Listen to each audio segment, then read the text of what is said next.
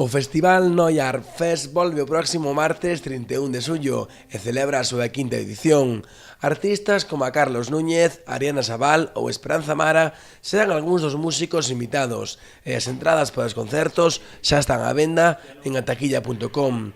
Xunto co Concello de Noia, Rodrigo Romaní, director do festival, foi o encargado de deseñar todos os actos previstos. Para nós poder contar con unha persona que leve todo o tema artístico, a dirección artística, como é Rodrigo Romaní, pois temos unha garantía de éxito, non?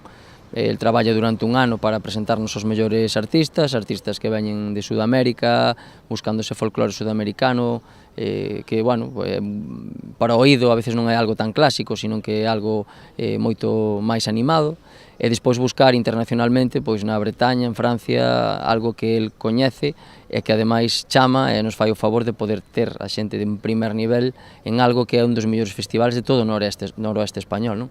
Este ano, como principal novidade, o Noia Art Fest presenta a reconstrucción de dúas arpas representadas na arquivolta da igrexa de San Martiño. As arpas foron reconstruídas polo luthier Luis Martins e mañá venres 27 de xullo ás 9 da noite presentaránse nun acto no Teatro Coliseo Noela. E creemos que a reconstrucción deses músicos que están no pórtico, na portada de San Martiño, pois ir podéndos facer pouco a pouco e completar todos os músicos, non?